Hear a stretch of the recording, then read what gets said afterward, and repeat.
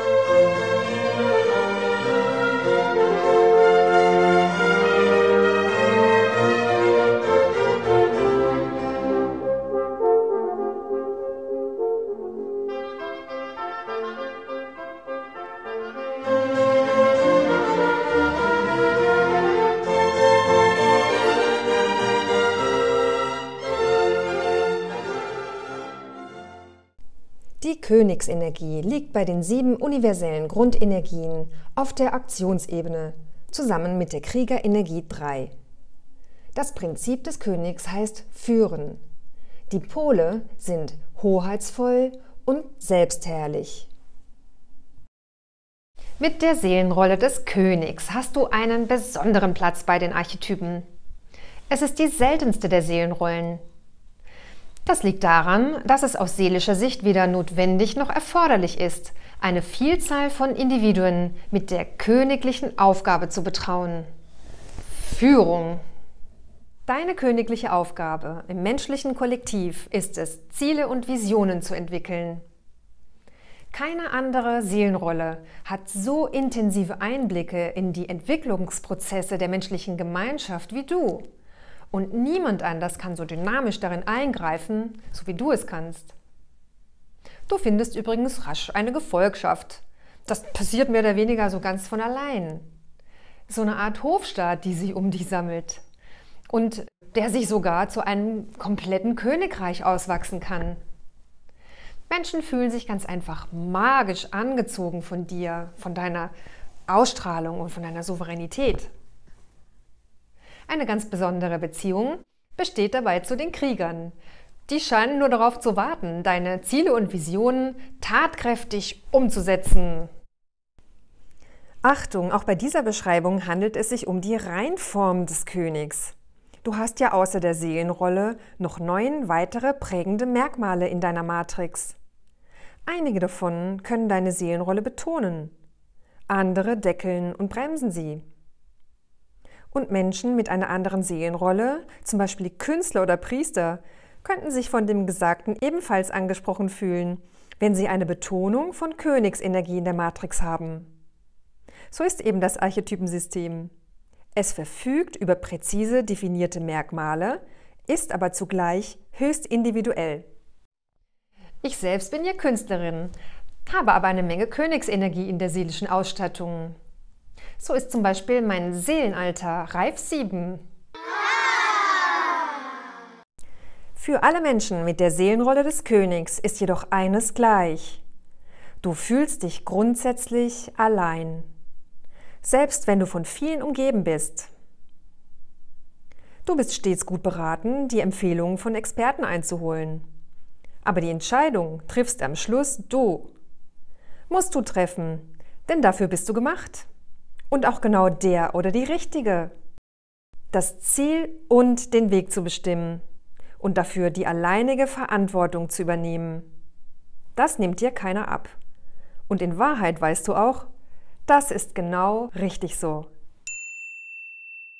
Bei allem Ansehen, das deine Aufgabe natürlich mit sich bringt, spürst du aber auch die große Last der Verantwortung auf deinen Schultern und weißt im Grunde, dass das eine wahnsinnig große Bürde ist.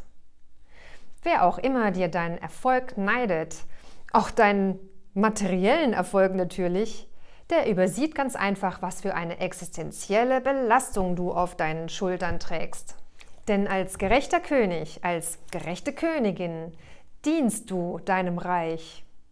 Du gibst alles, und zwar von ganzem Herzen. Und dafür hast du selbstverständlich auch Anerkennung und Respekt verdient. Ich hoffe also, deine Umgebung schätzt dich und deine Führungsqualitäten. Das scheint jedoch nicht immer der Fall zu sein, denn interessanterweise hat eine Vielzahl der Könige, wenn nicht sogar die Mehrheit, die Selbstverleugnung, die Hauptangst der Heiler, in ihrer seelischen Ausstattung. Selbstverleugnung macht sich als Angst vor Unzulänglichkeit bemerkbar. Und natürlich haben alle anderen Seelenrollen auch daran zu knabbern, aber speziell für den König und die Königin, die haben echt dran zu beißen. Die königliche Würde nach außen zu bringen, wird dadurch sehr erschwert, wenn nicht gar unmöglich. Nie im Leben bin ich ein König. Ich bin doch überhaupt niemand. Ich kann doch überhaupt nichts. Was wollen die eigentlich die ganze Zeit von mir? Hoffentlich kommt nicht raus, dass ich eigentlich nur ein Hochstapler bin. Und wie beherrschen nun die Regenten ihre Aufgabe des königlichen Führens, wenn sie Selbstverleugner sind? Denke doch einmal darüber nach, was es noch für Begriffe gibt, in denen Führen vorkommt. Zum Beispiel heranführen, herbeiführen und so weiter. Was fällt dir denn dazu ein, lieber König, liebe Königin? Als Königin oder König ohne Selbstverleugnung pflegst du, sofern es die gesellschaftlichen und wirtschaftlichen Verhältnisse ermöglichen, einen prachtvollen Lebensstil. Man erkennt dich an der hoheitlichen Ausstattung deiner Wohnung, deiner erlesenen, exquisiten Kleidung, deiner königlichen Karosse. Und selbst wenn du all das nicht hast, ein König fällt einfach auf. Das sieht man an deiner Haltung, an den edlen Gesichtszügen. Du strahlst einfach Souveränität und vor allem Würde aus. Egal, was du beruflich oder sonst so machst. Du fällst einfach auf. Punkt. Und das ist wirklich richtig sensationell, denn wenn da noch Krieger anwesend sind, die schlagen dann fast noch die Hacken so zusammen. Was für eine fantastische Erscheinung, so ein König, eine Königin. Und ich muss mich ehrlich gesagt auch ein bisschen zusammenreißen, denn bei Königen und Königinnen, da geht mir einfach das Herz auf. So wie alles hat auch das Königtum seine Schattenseiten. Die Tyrannei. Hier neigst du als gefürchteter Herrscher zu Ungnade. Dem Volk dienen? Von wegen. Mit Zucht und Ordnung verschaffst du dir als ungerechter König alles, was dein Herz begehrt. Ohne Rücksicht auf Verluste. Zwar bewundert dich dann niemand mehr von Herzen, aber was soll's? Du feierst dich ganz einfach selbst. In aller Herrlichkeit. Nun zu meinen persönlichen Erfahrungen. Ich habe ja bereits gestanden, dass ich wirklich also eine Schwäche für Königinnen und Könige habe. Und jetzt erzähle ich mal von zwei ganz zauberhaften Exemplaren, die ich mal getroffen habe. Das erste Mal war am Bodensee, da war ich mit einer Freundin in so einer Pension. Und wir saßen gerade beim Frühstück, also die Gattin des Hauses so ganz nett für uns zubereitet hat und uns da bediente. Und dann ging auf einmal die Tür auf und ihr Gemahl erschien. Also mich hat es fast vom Sitz gerissen. Also ich kann es nicht erklären, wieso, aber es hat mich fast vom Sitz gerissen. Da kam ein König herein und zwar war er nicht besonders groß von Gestalt, aber er strahlte und ich hätte ihm am liebsten zu Füßen gelegen. Hätte der gesagt: Junge Frau, draußen sind 5 Hektar Beete zu jäten heute, dann hätte ich das sofort gemacht. Also nicht falsch verstehen, ich mache mich wirklich nicht lustig darüber, denn das kommt bei mir irgendwie so von ganzem Herzen.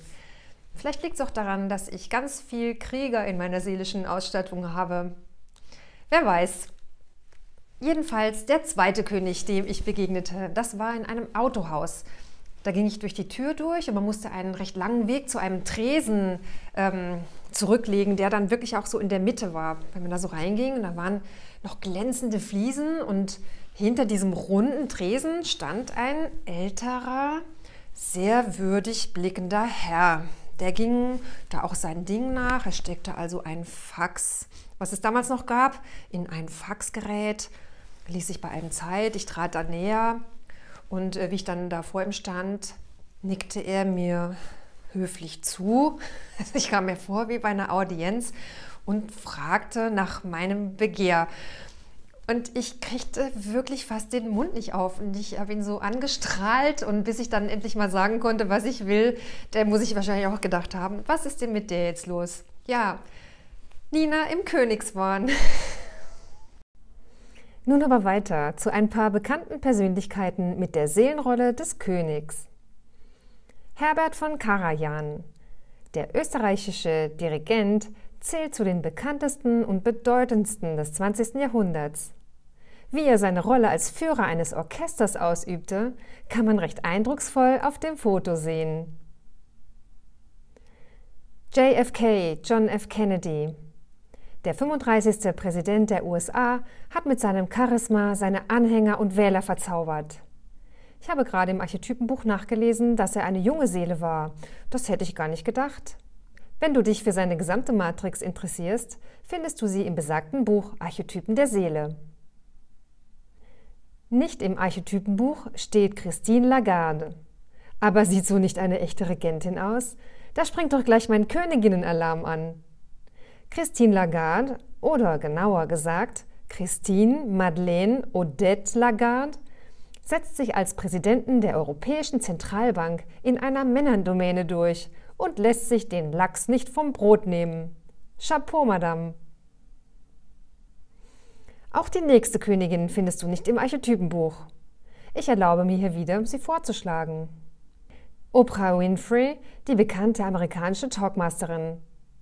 Ich sah einmal, wie sie in einer Show dem gesamten Publikum, und zwar jeder einzelnen Frau dort, einen Autoschlüssel überreichen ließ. Nach der Sendung warte für jede von ihnen ein eigenes Auto. Sowas bekommt doch wohl nur eine Königin hin, oder? Aber ich kann mich auch mal irren. Was hältst du denn von der Idee? Schreib mir es doch gerne in die Kommentare. Elvis Presley, der King of Rock'n'Roll, war tatsächlich auch von der Seelenrolle her ein König. Sein Königreich war die Musik und das Showbusiness. Die Fans lagen ihm zu Füßen. Seine Matrix ist übrigens recht ungewöhnlich, finde ich, denn sie besteht aus etwa 75% Aktionsenergie. Eine solche Betonung kann natürlich vorkommen, ist aber eher selten. Seine sowohl als auch die Matrizes der anderen Persönlichkeiten mit dem Sternchen hinter dem Namen findest du wie immer im Buch Archetypen der Seele. Jetzt habe ich es dreimal gesagt, glaube ich. Man kann es ja auch nicht oft genug sagen.